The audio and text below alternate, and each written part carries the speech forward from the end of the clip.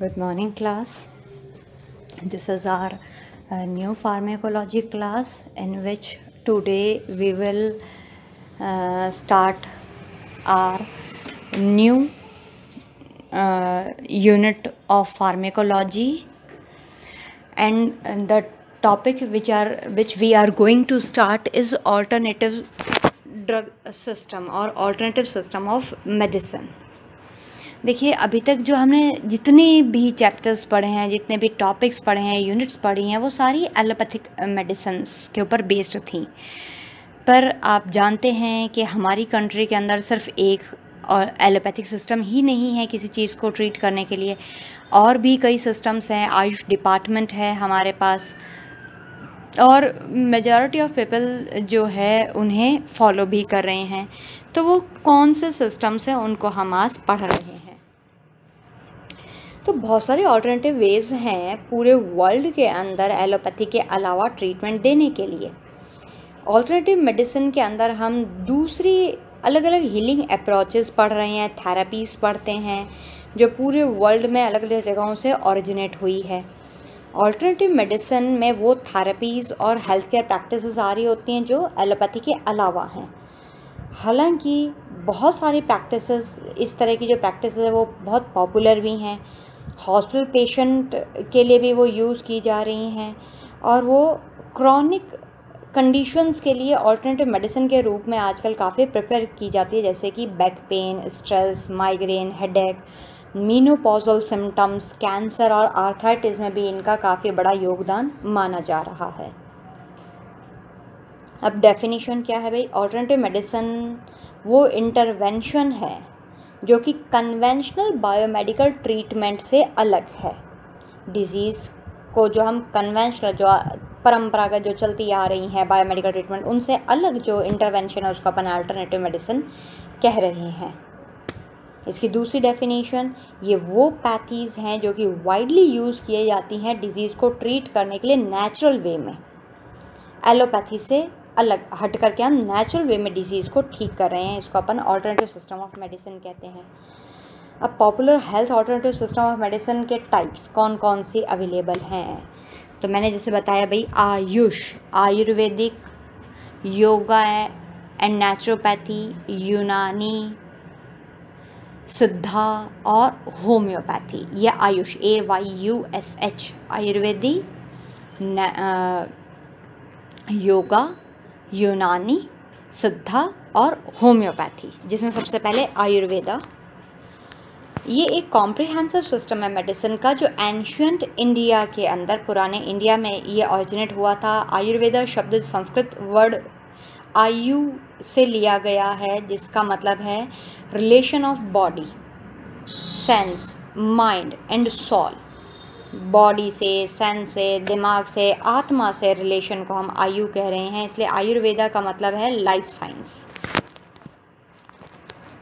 आयुर्वेद का original ancient system of medicine से India में हुआ था। वेदा के अंदर 5000 BC के वेदा के अंदर इसके डॉक्यूमेंट्स हमारे को मिल रहे हैं। वर्ड आयुर्वेदा, आयुर और वेदा वर्ड है जिसका मतलब है साइंस ऑफ लाइफ या लाइफ साइंस। आयुर्वेदा का यूज़ किया जाता है या जाता आ रहा है एक पीढ़ी से दूसरी पीढ़ी के अंदर। हमने चाहे पढ़ी ना हो ये मेडिसिन, फिर भी हमारे को पता होती है कि भाई हल्दी एंटीबायोटिक है, जो टर्मरिक एंटीबायोटिक है, एंटीपायरेटिक है, एंटी इन्फ्लामेटरी है, पेन किलर है, एनाल्जेसिक जैसे भी काम करे। तो अलग अलग इसके रोल्स हमारे किसने बताए हैं? एक जनरेशन से दूसरी जनरेशन में हम सुनते आ रहे हैं। चाय बनाते समय उसके अंदर हम तुलसी का यूज़ कर रहे हैं, काली मिर्च, लौंग का यूज़ कर रहे हैं, इलायची का, अदरक का यूज़ कर रहे हैं। ये सब चीज़ें हमने बुक्स में नहीं पढ़ी हैं, हमें जनरेशन से पता चल रही हैं। ओल्डेस्ट हीलिंग साइंस जो एग्जिस्ट कर रही है, पूरे सिस्टम जो एमर्ज हो रहा है, वो वही चीज़ों से हमें ये चीज़ पता चल रही है। ये ओल्डेस्ट मेडिकल सिस्टम है मेडिसिन का। आयुर्वेद की डेफिनेशन क्या है? ये वो साइंस है जो कि डील कर रही है ना केवल कुछ डिजीज़ के ट्रीटमेंट से, बल्कि ये पूरे लाइफ को ही जो है वो संपूर्ण कंप्लीट वे ऑफ लाइफ को ही ट्रीट कर रही है, हील करने का काम कर रही होती है। प्रिंसिपल क्या है? Ayurveda's fundamental approach to well being is that you must reach your unique state of balance. आप पूरे बैलेंस की स्टेट में पहुंच जाए, ये आयुर्वेद की फंडामेंटल अप्रोच है, बेसिक अप्रोच है कि संपूर्ण शरीर, माइंड और स्पिरिट जो है वो ठीक हो जाए आपकी। आयुर्वेदा के जो पूरे वर्ल्ड के अंदर इसके व्यूज़ हैं कि 3 चीज़ों के ऊपर वर्क करे, वात, पित्त और कफ के ऊपर। 3 इसके मेन प्रिंसिपल्स हैं, वात, पित्त, कफ। ये कह रहे हैं कि बस जो शरीर में जो बीमारी होती है वो इन्हीं 3 त्रिदोषों की वजह से होती है। अगर इन त्रिदोषों को दूर कर दो पूरा शरीर ठीक हो जाता है। ये त्रिदोष माने गए हैं हमारे शरीर के अंदर, वात, पित्त और कफ। और सारी बीमारियां इन्हीं 3 दोषों के इर्द गिर्द घूम रही हैं, चाहे वो कोई भी बीमारी हो, ब्रेन डिसऑर्डर हो, कार्डियक डिसऑर्डर हो, रीनल डिसऑर्डर हो, किसी भी तरह का डिसऑर्डर हो, इन्हीं 3 चीज़ों के इर्द गिर्द घूम रही हैं। ये वात, पित्त और कफ कहाँ कहाँ से कैसे जुड़े हुए हैं वो दिखाया गया है, त्रिदोष इनको कहा गया है। डायग्नोस कैसे किया जाता है? हिस्ट्री टेकिंग की जाती है पर्सन की, इसके अंदर पल्स चेक की जाती है, यूरिन देखा जाता है, फीसेस वो पूछ रहे होते भाई स्टूल पास हो रहा है क्या, how many times in a day stool pass हो रहा है, यूरिन कैसे पास हो रहा है। जीभ की जांच करते हैं, वो जीभ बाहर निकाल देखते हैं उसका रंग कैसा है। आँखों की जांच, उसका रंग कैसा है, उसकी रोशनी कैसी, ये सब चीज़ें देखी जाती है। इस तरह से आयुर्वेद वाले डायग्नोस करते हैं। ट्रीटमेंट इंडिविजुअलाइज्ड होता है, भाई इंडिविजुअल के बेस पर ये ट्रीटमेंट देते हैं। इसमें ना केवल डिजीज़ को डायग्नोस किया जाता है बल्कि मेडिसिन प्रेस्क्राइब्ड की जाती है, और कुछ फैक्टर्स की भी स्टडी कि भाई पर्सन की एज क्या है, सेक्स क्या है, उसका बॉडी टेम्परेचर कैसा है। मतलब इसके अंदर ट्रीटमेंट सेक्स के बेसिस पर भी होता है, मेल और फीमेल के अलग अलग होता है। जबकि एलोपैथी में अपन ऐसा नहीं पढ़ते हैं कि सेक्स के बेसिस पर अपन ट्रीटमेंट दे रहे हैं। एज तो हालांकि उसमें भी रोल प्ले करे, पर सेक्स ज़्यादा रोल नहीं प्ले करता, पर आयुर्वेद में करता है। टेम्परेचर देखा जाता है, उसको नींद आ रही है नहीं आ रही, वो कितना आराम करता है, उसका वर्क पैटर्न कैसा है कि भाई बहुत मॉडरेट वर्क पैटर्न है, मजदूर है, स्टूडेंट है, कैसा वर्क पैटर्न है, डाइट कैसे ले रहा है, मेटाबॉलिक फायर, अग्नि उसके अंदर जो जठराग्नि है वो कैसी है, ये देखा जाता है। ट्रीटमेंट में क्या होता है? प्रिवेंटिव क्यूरेटिव मेजर्स, रोकथाम और बचाव के उपाय ज़्यादा ध्यान दिए जाते हैं। प्रिवेंटिव मेजर्स के अंदर पर्सनल हाइजीन का, साफ़ सफाई का ध्यान रखा जाता है, जबकि क्यूरेटिव मेजर्स के अंदर औषधि दी जाती है जिसको अपन ड्रग्स कहते हैं या आना कहते हैं, प्लस डाइट, विहार मतलब एक्सरसाइज, और लाइफ में जनरल मूड का भी रोल होता है, तो इसके लिए भी वो कहते हैं इसको भी ठीक रखिए आप। तो औषधि में, क्यूरेटिव मेजर्स में औषधि, आना और विहार, इन 3 का रोल है। प्रिवेंटिव मेजर्स में पर्सनल हाइजीन का, क्यूरेटिव मेजर्स में औषधि, आना और विहार का रोल है। अब प्रैक्टिस और ड्रग स्टैंडर्ड्स देखिए भाई, आयुर्वेद काफ़ी पॉपुलर है अधिकतर स्टेट्स में हमारे इंडिया के, स्पेशली जैसे केरला में, हिमाचल प्रदेश, गुजरात, कर्नाटक, मध्य प्रदेश, राजस्थान, उत्तर प्रदेश, इन सारे स्टेट्स के अंदर तो आयुर्वेदिक मेडिसिन्स का काफ़ी यूज़ किया जाता है। मेनली ये डील कर रही है with problems related to nervous system, respiratory system, GIT, integumentary, musculoskeletal system, इन सभी सिस्टम्स की काफ़ी अच्छी मेडिसिन जो है वो इस आयुर्वेदा के अंदर मिल रही होती है। यहाँ तक कि कुछ वेदास में तो कैंसर और एड्स के ट्रीटमेंट के साथ में भी डील किया जा रहा होता है। आयुर्वेदिक ड्रग्स जो हैं वो रॉ ड्रग के रूप में और मैन्युफैक्चर्ड ड्रग्स दोनों रूप में अवेलेबल हैं। 5000 से ज़्यादा लाइसेंस्ड फार्मेसीज़ हैं, 13 गवर्नमेंट असिस्टेड फार्मेसीज़ हैं जो कि आयुर्वेदिक ड्रग्स का मैन्युफैक्चर कर रही हैं। रिसर्च इंस्टीट्यूशंस हैं, लेबोरेटरीज़ हैं, यूनिवर्सिटीज़ हैं जो कि ड्रग्स के स्टैंडर्ड के ऊपर वर्क कर रही हैं। तो ये आयुर्वेद ख़त्म। और अभी रिसेंट में आयुर्वेद से जुड़ी कौन सी मेडिसिन आई है भाई? बाबा रामदेव जो कोरोना के लिए लेकर के आए हैं, सुनिए ना आप सब ने, काफ़ी बवाल भी मचा था उसके ऊपर। नेक्स्ट पद्धति है आयुष के अंदर, आयुर्वेदा के बाद योगा, वाई से योगा। योगा एक साइंस है जो कि बॉडी और माइंड को कोऑर्डिनेट करती है बहुत इफेक्टिवली। ये कह रहे हैं कि बॉडी और माइंड साथ में रहना चाहिए, ऐसा नहीं आपका माइंड कहीं और बॉडी कहीं और वर्क करे जा रही है, ये नहीं होना चाहिए, दोनों में कोऑर्डिनेशन होना चाहिए। ये mental, physical, social, spiritual health सब को प्रमोट करती है। ये इसके अलावा हेल्प कर रही है बहुत सारी साइकोसोमैटिक डिसऑर्डर्स को प्रिवेंट करने और क्योर करने के लिए भी, साइकिक और फिजिकल डिसऑर्डर्स को भी ठीक करने पे इसका रोल होता है। इसका ओरिजिन वेदा में दिया गया है। ओल्डेस्ट इंडिया में 4000 BC के अंदर इसका वर्णन मिलता है। सिस्टमैटिकली पतंजलि योगा सूत्र जो है वो 120वीं सदी के अंदर आया था, उसमें ये बताया गया था। डेफिनेशन योगा सूत्र, पतंजलि का जो योगा सूत्र है वो ये कहता है कि योगा एक रीस्ट्रेन है, हमारी माइंड की एक्टिविटीज़ को रीस्ट्रेन्स करता है। Yoga is a restraints of the activities of the mind. इसमें क्या क्या कंपोनेंट्स आते हैं, ये फिजिकल पॉस्चर को मेंटेन करना सिखाता है। सीधे खड़े होना है, सीधे बैठना है, इधर नहीं झुकना उधर नहीं झुकना, गलत पॉस्चर नहीं बना के रखना, क्योंकि हमारे जो अधिकतर बीमारियां हैं हड्डियों की, हमारे डाइजेस्टिव सिस्टम वगैरह की, वो गलत पॉस्चर की वजह से हो रहा था। बीपी में हमने कई बार पढ़ा है ना, पॉस्चरल हाइपोटेंशन हो जाता है, तो पॉस्चर बिगड़ने से बहुत सारी चीज़ें बिगड़ रही है। तो ये कहता है पॉस्चर को ठीक रखो। ब्रीदिंग एक्सरसाइज के ऊपर वर्क करते हैं, अनुलोम विलोम के ऊपर के ब्रीदिंग, क्योंकि भाई हमारे अधिक जो टिश्यू डैमेज हो रहा होता है, नेक्रोसिस हो रहा है, वो क्यों हो रहा है? हाइपोक्सिया की वजह से। हाइपोक्सिया क्या है? डेफिशिएंसी ऑक्सीजन के, लैक ऑफ ऑक्सीजन। तो ये कह रहे हैं कि प्रॉपर ऑक्सीजन लीजिए ताकि आपके सभी बॉडी के सभी ऑर्गन्स को, सिस्टम्स को, टिश्यूज़ को, सेल्स को प्रॉपर ऑक्सीजन मिले, तो वो अच्छे से अपना वर्क कर पाएँ। तो इसलिए ब्रीदिंग एक्सरसाइज इसमें करवाई जाती हैं। रीस्ट्रेनिंग ऑफ सेंस ऑफ ऑर्गन्स, जो आपके सेंस ऑफ ऑर्गन्स हैं, टंग, स्किन, आई, नोज़, इन सब को रीस्ट्रेन करने पे वर्क किया जाता है। लाइफ के सभी स्फेयर्स को रीस्ट्रेन किया जाता है। कंटेम्पलेशन पे, मेडिटेशन पे, समाधि जैसी चीज़ें इसमें इन्वॉल्व होती हैं। इस योगा के क्या फ़ायदे हैं? ऑलराउंड फिटनेस देती है आपको, मसल स्ट्रेंथ बनाती है, बोन हेल्थ के लिए बहुत अच्छी, आपकी हड्डियों को मजबूती प्रदान करती है, ब्लड फ्लो बढ़ा देती है आपके अंदर। तो ब्लड फ्लो होते इश्चीमिया नहीं होगा, हाइपोक्सिया नहीं होएगा, भाई बहुत सारे टिश्यू डैमेज बच जाएंगे। बीपी कम करवा रही होती है, अगर किसी का बीपी बढ़ गया तो योगा से आप कम कर सकते हो। आपकी स्पाइन को प्रोटेक्ट कर सकते हो। भाई आज के ज़माने में कितनी ज़्यादा ये स्पाइन की प्रॉब्लम्स हो रही हैं, जैसे स्लिप डिस्क आपने सुना है, तो उसका भी काफ़ी योगा के थ्रू हम उसको काफ़ी ठीक कर सकते हैं। वेट लॉस करवाने में योगा बहुत यूज़फुल है, और आप जानते हो ओबेसिटी तो सभी बीमारियों का घर है, तो ये वेट लॉस पे ध्यान दे रही है। स्ट्रेस रिलीफ कर रही है। आजकल मेजॉरिटी ऑफ जो डिजीज़ है ये भागती दौड़ती ज़िंदगी, स्ट्रेसफुल ज़िंदगी की वजह से तो हो रही है। ये मेट्रो सिटीज़ के अंदर सिर्फ भागते दौड़ते रहना, काम काम और काम, दुनिया भर के टेंशन। जो सुशांत का केस आया था वो और क्या था? ये स्ट्रेसफुल लाइफ का ही तो केस था। तो स्ट्रेस रिलीफ के ऊपर ध्यान दे रही होती है। फोकस में हेल्प करती है, जो स्टूडेंट्स के लिए बहुत ज़्यादा ज़रूरी है, या किसी भी तरह काम के लिए फोकस बहुत ज़्यादा ज़रूरी है। इम्यून सिस्टम को बूस्ट कर रही है। तो आज ये कोरोना फैल रहा है, तो कोरोना में और क्या, अभी तक मेडिसिन तो आई कहाँ पे है? वो यही तो कर रही है कि भाई इम्यून सिस्टम को बूस्ट किया जाए तो कोरोना नहीं होगा। डीपर स्लिप में हेल्प करते, भाई गहरी नींद आप ले सकें। आज के ज़माने में गहरी नींद आना भी बड़ा मुश्किल हो चुका है।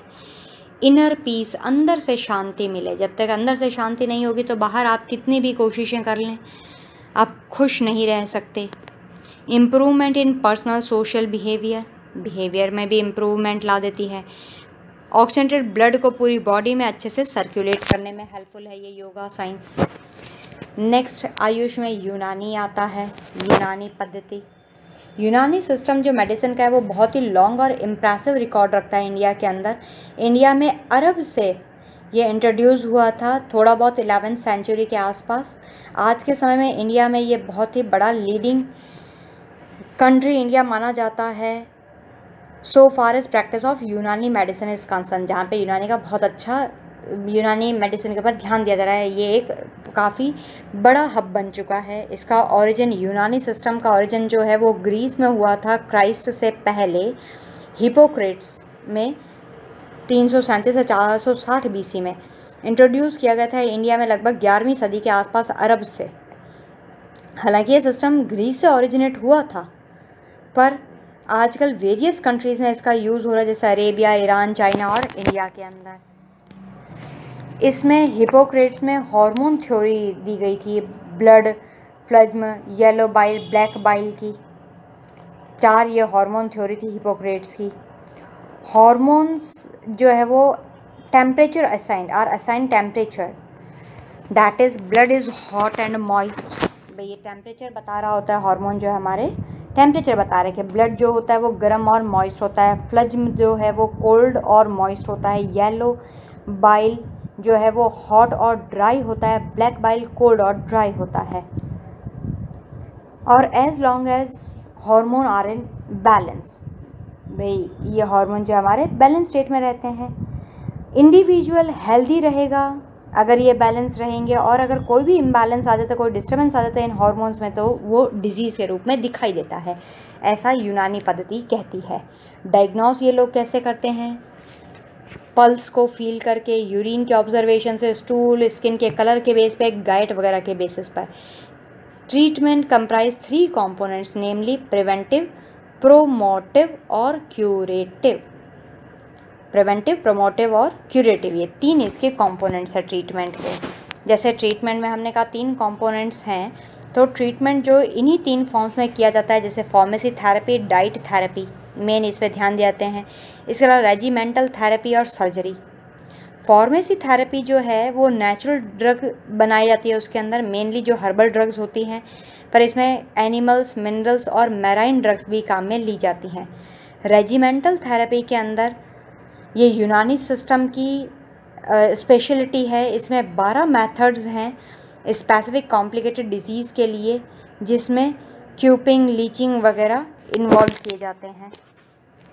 ये क्यूपिंग का सिस्टम बताया गया है। ऐसे कप्स के मेथड से, ये देखिए ये अनियन दिखाया गया है जिसके ऊपर कप्स, इसको कपिंग सिस्टम या क्यूपिंग सिस्टम, वैसे कपिंग सिस्टम कहा जाता है। ऐसे रख करके इसको प्रिपेयर किया जाता है बॉडी के ऊपर, देखिए ये रखा गया है और अलग कप्स इसके ऊपर रख दिए गए हैं। ये लीचिंग सिस्टम्स है, लीच का यूज़ करके टॉक्सिन्स को रिमूव किया जाता है बॉडी से, ये मेन इसकी चीज़ें हैं। हेल्थ के प्रमोशन और प्रिवेंशन के लिए यूनानी सिस्टम ऑफ मेडिसिन जो है वो एम्फासिस करता है on developing defence mechanism of the body, के बॉडी में डिफेंस मैकेनिज्म को डेवलप करो, तो उसके लिए 6 एसेंशियल चीज़ें हैं।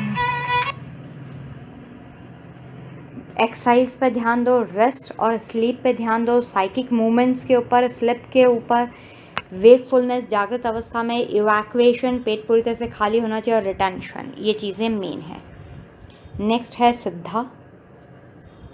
सिद्धा system of medicine ancient science में आया था। ये द्रविड्स कल्चर में इसको, ये द्रविडियन कल्चर को बिलोंग कर रहा था। द्रविड्स इसको लेकर के आए थे। राहुल द्रविड़ का नाम सुना है ना आपने, तो वही द्रविडियन कल्चर है, उसको ये बिलोंग करता है। ये यूज़फुल है गुड हेल्थ को मेंटेन और रिस्टोर करने के लिए। सिद्धा सिस्टम में टोटल 4448 डिजीज़ के सिम्टम्स और उसके क्योर बताए गए हैं। थाउजेंड्स ऑफ हर्ब्स और मिनरल्स इसके अंदर इंक्लूड किए गए हैं सिद्धा सिस्टम में, जो कि अच्छी और ईजीली मैनेज कर देते हैं क्रॉनिक से लेकर डिजेनरेटिव डिजीज़ को और वायरल से लेकर कार्डियक डिजीज़ को। इसका ओरिजिनल जो है वो ट्रेस किया गया था माइथोलॉजिकली सोर्स से, जो कि शिवा ट्रेडिशन के ऊपर, भगवान शिव के ट्रेडिशन को बिलोंग कर रहा था, इसीलिए नाम सिद्धा दिया गया था इसका। इस ट्रेडिशन के अकॉर्डिंग जो भगवान शिव हैं वो मेडिसिन की नॉलेज को कन्वे कर रहे हैं पार्वती, माँ पार्वती जो उनकी पत्नी है, उनको उन्होंने ज्ञान दिया था। ये नॉलेज जो है वो पास हुई थी उनसे नंदी में, और फाइनली सिद्धा जो कम्युनिटी के लोग थे उनमें उन तक पहुँची है। सिद्धा कम्युनिटी तमिलनाडु के अंदर इसमें लार्जली इसका प्रैक्टिस किया गया है। सिद्धा के प्रिंसिपल क्या है? इसका बेसिक प्रिंसिपल है is that there is an intimate link between man and environment. ये कह रहे हैं मनुष्य और पर्यावरण में बहुत बड़ा लिंक है। ह्यूमर का इक्विलिब्रियम जो है उस पर कंसीडर किया गया था हेल्थ पर और डिजीज़ के डिसबैलेंस के साथ में, कि भाई हेल्थ और उसमें डिसबैलेंस हो जाए तो डिजीज़ कॉज हो रही होती है अगर ह्यूमर नहीं सही रह रहा होता है। इसके प्रिंसिपल है वात, पित्त और कफ, जो हमने आयुर्वेद में पढ़े थे। इसके एलिमेंट्स के अंदर ये पंच तत्व को मेन मान रहा होता है। पंच तत्व के अलावा भी, जैसे एक तो अर्थ, वाटर, फायर, स्पेस और एयर, ये तो पंच तत्व। इसके अलावा ईथर जो गॉड से जोड़ा गया शब्द है, उनको ये मेन मान रहा होता है। फूड इसमें बेसिक बिल्डिंग मटेरियल है बॉडी का, ये कह रहे हैं। 3 दोष को मेन मान रहा है, 7 धातु और 3 तरह के मल।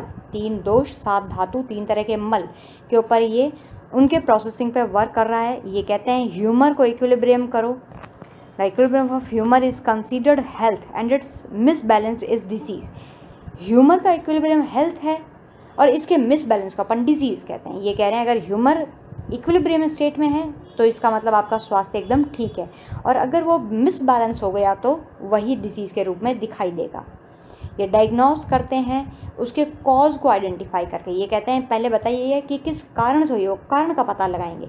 कॉजेटिव फैक्टर्स को आइडेंटिफाई करते हैं पल्स एग्जामिनेशन से, आँखों से, बॉडी के कलर से, टंग से, डाइजेस्ट सिस्टम का स्टेटस कैसा है पर्सन में, यूरिन और वॉइस की स्टडी करते हैं कि आवाज़ किस तरह से निकल रही है पर्सन की, उसके बेसिस पर ये डायग्नोस करते हैं। ट्रीटमेंट सभी पेशेंट के सभी डायग्नोस्टिक कैरेक्टर के बेस पर किया जाता है ट्रीटमेंट, जिसमें takes into account about environment क्या है, एज क्या है पर्सन की, सेक्स क्या है, रेस कैसी है, हैबिट कैसी है, डाइट क्या है, भूख कैसी लग रही है, फिजिकल और फिजियोलॉजिकल कंडीशन कैसी है पर्सन की। वैद्य has the knowledge of herbs, पहले तो ये सब चीज़ें देखी जाती है। उसके अलावा जो वैद्य होते हैं इनमें उनको सभी तरह की जड़ी बूटियों की नॉलेज होती है और उन जड़ी बूटियों क्या इफेक्टिवनेस है, कैसी इफेक्टिव है, कितनी इफेक्टिव है उनको पता होता है। सिद्धा सिस्टम में एक्सटेंसिवली वेजिटेबल सोर्स और ड्रग्स का यूज़ किया जाता है। इसके अलावा मिनरल ऑरिजिन से भी ड्रग बनाई जाती है। मेटल जैसे कि gold, silver, sulphur, zinc, mica, ये सब भी सिद्धा सिस्टम में मेडिसिन के सोर्स माने जा रहे होते हैं। लास्ट होम्योपैथी, आयुष का लास्ट एच होम्योपैथी के लिए। होम्योपैथी मेडिसिन का सिस्टम 1796 में क्रिएट किया गया था। इसका ओरिजिन 170 साल पहले, थाउजेंड्स ऑफ प्रैक्टिशनर्स ने 100 सालों से ज़्यादा समय लेते हुए इसका वर्क किया। 1796 में सैमुअल ने इसको क्रिएट किया था। Definition homeopathy highly scientific, logical, safe, quick और एक्सट्रीमली इफेक्टिव मेथड है हीलिंग का। It offers long lasting to permanent cure treating the disease from its root. ये रूट से, जड़ से बीमारी को ख़त्म करती है, ट्रीट करती है। प्रिंसिपल होम्योपैथी सिस्टम का ट्रीटमेंट जो है वो कुछ लॉज और प्रिंसिपल पर बेस्ड है, जैसे direction of cure, single remedy law. Direction of cure का लॉ क्या कह रहा है कि इसमें डायरेक्शन ऑफ क्योर स्टेट जो है that during curative process the symptoms disappears in reverse order of its appearance, कि जैसे जैसे सिम्टम दिखाते हैं उसके उल्टे उल्टे वो गायब होना स्टार्ट करेंगे। जैसे अगर आपको पहले छींक आई, फिर खांसी हुई और फिर आपका गला खराब हुआ, तो पहले गला खराब जो हुआ था वो ठीक होएगा, फिर खांसी ठीक होएगी और फिर आपकी छींक जो है वो ठीक होएगी। इस तरह से रिवर्स प्रोसेस के अंदर ये चल रहा होता है, रिवर्स ऑर्डर में of its appearance from about to downward, from more important organs to less important organs. मतलब ये पहले मोर इम्पॉर्टेंट ऑर्गन्स पर से उस डिजीज़ को ख़त्म करते करते फिर लेस इम्पॉर्टेंट ऑर्गन के ऊपर डिजीज़ को ख़त्म कर रहा होता है। दूसरा लॉ है law of single remedy. This law directs to choose and administer such as a single remedy. वो ये नहीं कह रहे कि हम 4-5 दवाइयाँ एक साथ पकड़ा देंगे, ये ले लो, ये ले लो, ये ले लो, नहीं। वो कह रहे हम सिंगल रेमेडी देंगे डिजीज़ को ठीक करने के लिए, which is more similar to the symptoms complex to sick person at a time. और वो सिंगल मेडिसिन किसके बेस पर होगी कि वो जो सिक पर्सन है उस समय पर उसका कौन सा सिम्टम, कॉम्प्लेक्स सिम्टम उसमें दिखाई दे रहा है, उसके बेसिस पर हम एक मेडिसिन ले करके देंगे। ये होम्योपैथी कहता है। तीसरा लॉ है मिनिमम डोज का लॉ, कि वो ये नहीं कह रहे खूब सारी दवाइयाँ आप लेते रहिए, नहीं, वो इवन 1 ड्रॉप या 2 ड्रॉप के साथ में वो कोशिश कर रहे होते हैं कि मेडिसिन को ठीक, वो बीमारी को ठीक कर सके। सिमिलर रेमेडी सेलेक्ट की जाती है सिक के लिए, वो प्रिस्क्राइब की जाती है मिनिमम डोज के अंदर, ताकि जब एडमिनिस्टर किया जाए तो कोई टॉक्सिक इफेक्ट उसका बॉडी पर ना पड़े। Adjust and strengthen the existing defence mechanism, जैसा ये सारी पैथीज कर रही हैं कि बॉडी के डिफेंस मैकेनिज्म को ये स्ट्रॉन्ग बनाती है। तो इसमें बार बार फ्रीक्वेंटली इसको रिपीट करने की ज़रूरत ही नहीं है, 1-2 बार आप लेंगे तब भी बीमारी ठीक हो जाएगी। नेक्स्ट 4th इसका लॉ है law of chronic disease. Chronic disease की थ्योरी ये कहती है कि जो मोस्ट ऑफ द डिजीज़ है वो 3 क्रॉनिक लेटेंट एफिनिटीज़ की वजह से हो रही है, जैसे सोरा, सिफिलिस और साइकोसिस ह्यूमन बीइंग के अंदर, जो कि नॉर्मली रिमेन डॉर्मेंट। ऐसे तो ये सुप्तावस्था में ये कंडीशंस पड़ी रहती है, पर जब एक्सप्रेस होती हैं तो इनकी प्रेजेंस जो है when conductive environment for disease such as irregular living, constant exposure to unhealthy situations, कि भाई अगर हम कंडक्टिव एनवायरनमेंट्स में, डिजीज़ वाले एनवायरनमेंट से हम इरेगुलरली एक्सपोज हो रहे हैं, अनहेल्दी सिचुएशन से एक्सपोज हो रहे हैं, इमोशनल स्ट्रेस में रह रहे हैं, एटमॉस्फेरिक इन्फ्लुएंस हो रहा है, तो ये हमारे इम्यून सिस्टम को ओवर पावर कर देता है और जिससे पर्सन बीमार हो जाता है। इसमें डायग्नोज कैसे किया जाता है? हॉलिस्टिक अप्रोच के बेसिस पर। डायग्नोज में हम पहले एक तो कॉज को आइडेंटिफाई करते हैं। कॉजेटिव फैक्टर्स के अंदर पल्स को एग्जामिन, आईज, बॉडी कलर, टंग, डाइजेस्ट सिस्टम, यूरिन वगैरह जो अभी तक हमने पढ़े थे। इसके अलावा प्रैक्टिशनर मेंटल, फिजिकल और इमोशनल एस्पेक्ट पर भी ध्यान दे रहा होता है। लड़का है, लड़की है, मोटा है, पतला है, लंबा है, नाटा है, गोरा है, काला, इन सब चीज़ों के ऊपर ये फोकस कर रहे होते हैं। ट्रीटमेंट, ये इफेक्टिव ट्रीटमेंट दे रहा होता है इंडिविजुअल में क्रॉनिक डिजीज़, चाहे डायबिटीज़ हो, आर्थराइटिस हो, ब्रोंकियल एस्थमा हो, स्किन एलर्जिक, इम्यून सिस्टम के डिसऑर्डर, मेंटल डिसऑर्डर और भी बहुत सारे डिसऑर्डर्स, ट्यूमर जैसी कंडीशंस का भी इसमें ट्रीटमेंट। स्टोन के ट्रीटमेंट बहुत अच्छे अवेलेबल होते हैं होम्योपैथी के अंदर, आपको पता होना चाहिए। तो ऐसे बहुत सारे ट्रीटमेंट्स होम्योपैथी में हैं। इनकी रेमेडीज़ प्रिपेयर की जा रही होती हैं प्लांट से, एनिमल से, मेटल और मिनरल सबस्टांसेस से। बस इसके साथ ये आयुष कंप्लीट हो चुका है। तो ऑल्टरनेटिव मेडिसिन आपका टॉपिक ख़त्म हो गया। यहाँ पर ये टॉपिक आज के लिए इतना काफ़ी है भाई। आपको कोई भी डाउट हो तो आप मुझसे पूछ सकते हैं।